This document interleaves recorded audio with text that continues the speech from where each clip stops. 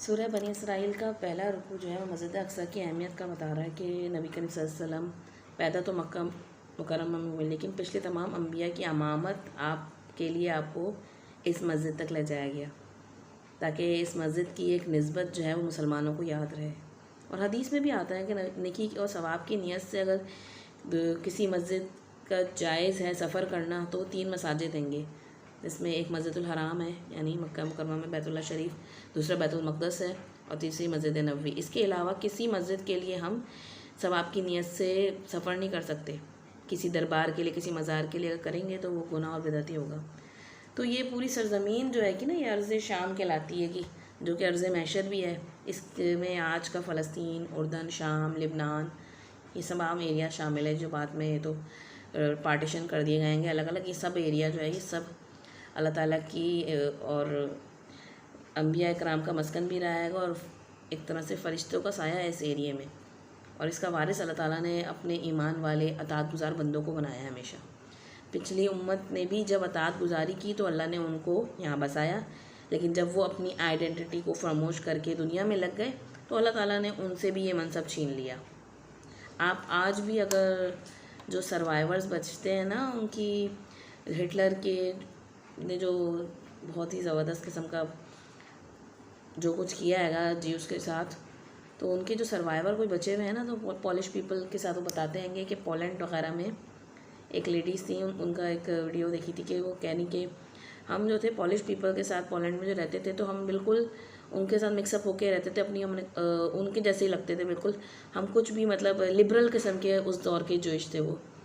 और कहने लगे कि हम सिर्फ अपने जो हॉलीडेज़ होते हैं, जैसे कि हमारे यहाँ ईद वगैरह होती है ना, बस वो मनाते थे और कुछ नहीं करते थे। लेकिन फिर आहिस्ता आहिस्ता जर्मनी ने हमला किया पोलैंड पे और हमें बिल्कुल अलग कर दिया गया और हमारे साथ इतना बुरा सलूक होने लगा। तो ये क्या था? कभी आप देखिए उन कंसंट्रेशन कैंप जो पोलैंड में है, गैस चैम्बर की वीडियोस, मतलब अल्लाह ताला ने किस तरीके से हिटलर के दिल में इनकी नफ़रत डाल दी थी कि वो किस तरह काबिज़ हुआ इनके ऊपर। तो ये हकीकत है कि जब बंदा अल्लाह की ग़ुलामी से निकलता है ना और दूसरों के साए में आना चाहता है तो अल्लाह ताला बंदों के हवाले कर देता है। बाज़ वक़्त तो वो बहुत बुरा हाल करते हैं।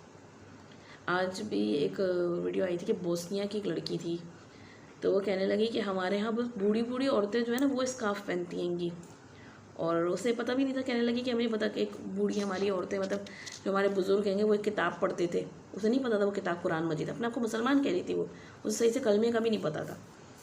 और वो बताने लगी कि हमारे सारे बूढ़ों पे जो हमला हुआ तो हमारे सारे बड़े बुजुर्ग बड़ों लोगों को, बूढ़ों को सबको एक घरों में जगह बंद करके और सबको जला दिया जाता था। जब उन्होंने देखें अपनी नस्लों को आगे दीन की सही बुनियाद से रोशनास नहीं कराया तो देखिए दुनिया में भी उन्हें सज़ा मिली। तो उनके अंदर भी दीनी बिगाड़ आया कि आपस में एक तो इत्तेहाद ना होना, फ़िरका वारियत उनके अंदर बहुत थी, तो और क्या नाम है, दीन पे अमल कम था और बहसे मुबाहिसे ये चीज़ें बहुत थी। तो हमें भी इसको बारे में सोचना है कि एक किताब अल्लाह की होती है जो बंदों को मुत्तहिद करती है कि इस किताब पर अमल करना है, इसके मुताबिक हमें शायर अल्लाह बनना है, तो ही अल्लाह की मदद आएगी। याद रखें, आप देखें ना आज भी मदद अल्लाह की किन के साथ आ रही है, किन के साथ नहीं आ रही है। अब देखिए अफ़गानिस्तान में किस तरीके से अमेरिका नाकाम हुआ है, उनके साथ तो अल्लाह की मदद आई, वो शायर अल्लाह है। उनके फ़ौजी अफ़गानी को देखें और आप उनके जो अमेरिका के फ़ौजी हैं वो दोनों एक से नहीं लगते बिल्कुल दिखने में। कभी उनकी ख़वातीन को आपने नहीं देखा होगा। तो जब तक हम वाकई में इस दीन पे सही मायनों में शायर अल्लाह नहीं बनेंगे, हमारे साथ अल्लाह की मदद कैसे आएगी? तो ये किताब जो हैगी ना, ये दिलों को जोड़ती है। सहाबा इकराम ताला के बारे में क्या आता है कुरान मजीद में, रुहमा बैनहुम, कि आपस में मुसलमान जो होते हैं ना वो बहुत मोहब्बत करने वाले होते हैं, जो कफ़ार के लिए सख्त होते हैं। लेकिन अगर किताब छोड़ दी ना तो क्या होगा, गैरों के लिए नरम हो जाएंगे, आपस के दिल जो हैंगे वो फट, या ये किताब को छोड़ने की तरफ से एक अज़ाब इलाही होता है कि इंसान फ़िरका वारियत और आपस में जो है दिल फटने लगते हैंगे। अब देखिए ना वो मुसलमानों को जो काट रहे हैंगे और उन्हीं के गलों में हमारे कुछ मुसलमान हार डाल रहे हैं। यानी ईमान की पस्ती का आलम देखें आप कि उनके मुंह से मस्जिद अक्सा के लिए आवाज़ तक नहीं निकल रही, यानी मस्जिद अक्सा का नाम तक भूल चुके हैं वो, इस तरीके से खामोश हुए बैठे अरब। तो ये हकीकत है कि मस्जिद अक्सा को हमें याद रखना है। नबी करीम सल्लल्लाहु अलैहि वसल्लम की एक रिवायत में आता है, अबू दाऊद की रिवायत है कि बैतुल मक़दस में, मफ़हूम बयान कर रही हूँ, बैतुल मक़दस में नमाज़ पढ़ने की आपने तरगीब दी है उस रिवायत में, और कहा कि अगर तुम ना जा सको ना बैतुल मक़दस तो कम से कम उसके चिरागों के लिए तेल ही भेज देना। यानी कि भूल मत जाना उस ज़मीन को, उसके उस मस्जिद को, उसके चिरागों के लिए उसकी खिदमत कहीं ना कहीं किसी ना किसी तरीके से किसी ना किसी लेवल पे करना। क्योंकि मस्जिद अक्सा और वो जो अर्ज़ शाम है, पूरा फ़लस्तीन उसका आसपास का इलाका, वो ख़ास इलाका है जो कि फ़ितनों से महफूज रहेगा। आपकी एक और रिवायत में आता है मसनद अहमद की कि एक जमात मेरी उम्मत की बराबर हक़ के रास्ते पे चली रहेगी, हक़ की अलमबरदार होगी और दुश्मनों पर गालिब होगी, दुश्मन उसको नुकसान नहीं पहुँचा सकेंगे। तो सहाबा कराम ने पूछा, आपने फरमाया कि दुश्मन नुकसान नहीं पहुँचा सकेंगे जब तक कि आखिरी यानी क़यामत के करीब वो वक्त नहीं आ जाएगा ईसा अलैहिस्सलाम को, इमाम मेहदी का। आपने पूछा वो कौन लोग होंगे? सहाबा कराम ने दरियाफ़्त किया कि ये जमात कहाँ होगी? तो आपने फरमाया बैतुल मक़दस और इसके आसपास के इलाकों में।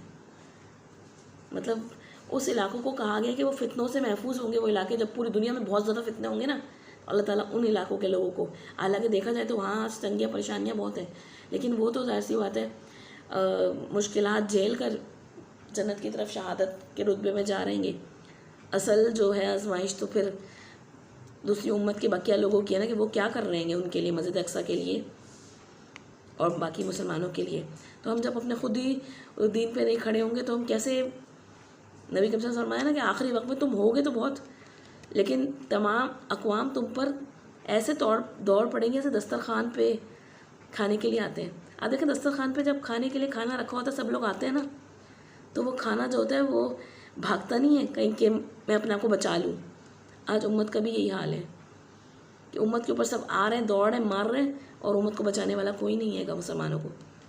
क्यों? क्योंकि आप सल्लल्लाहु अलैहि वसल्लम ने फरमाया है कि तुम्हारा हाल कैसा होगा, तुम बेवज़न झाग की तरह हो जाओगे। समंदर के ऊपर जो झाग होती है ना, उसकी तरह बेवज़न हो जाओगे। कभी अपने हाथों पे आप जो देखें साबुन का झाग है, शैम्पू लगाते हैं, उसको फूंक मारे ही उड़ जाता है। यानी तुम्हारे ईमान इतना कम होगा कि तुम्हारा रोब ही नहीं होगा किसी पर, और तुम्हारे दिलों में दूसरों का रोब होगा। और इसकी वजह बताइए आपने फरमाया, तुम्हारे अंदर एक बीमारी, वहन की बीमारी पैदा हो जाएगी, दुनिया की मोहब्बत और मौत का खौफ। तो देख लें दुनिया की मोहब्बत में कितना गिरफ्तार है। इतने सालों से हम देख लें किस तरीके से दुनिया जमा करने में लगे हैं, और मौत का खौफ तो हमने पिछले साल से जब से कोविड आया है ना, अच्छी तरह सब नज़र आ गया किस तरीके से मौत का खौफ निकल निकल के सामने आ रहेगा। तो अपनी नस्लों पर हमें काम करना है, इनकी परवरिश ऐसी करनी है कि इन्हें दीन से रोशनास कराना है, कि कुरान और सुन्नत और अपनी तारीख़ पढ़ानी है क्योंकि याद रखें इस्लाम का मुस्तकबिल बहुत रोशन है, लेकिन हमारा क्या पार्ट होगा इसमें? इस्लाम का उरूज तो होकर रहेगा, नबी करीम सल्लल्लाहु अलैहि वसल्लम की प्रोफेसीज मौजूद रहेंगी, लेकिन अगर मैंने मेहनत ना की तो मुझे फ़ायदा नहीं होगा। हम फितनों का शिकार हो जाएंगे अगर हमने मेहनत ना करी। हमने आज अगर हम ना जागे, इस किताब को हमने नहीं थामा, तो कुछ लोग होते हैं ना, जैसे जब ट्रेन जा रही होती है तो कुछ लोग होते हैं कि जल्दी से उस ट्रेन में सवार हो जाते हैं, और कुछ लोग होते हैं कि जो उसको रोकने की कोशिश करते हैं, और कुछ लोग होते हैं जो पीछे सिर्फ हाथ हिलाते रह जाते हैं कि आप बड़ा अच्छा काम कर रहे हैं।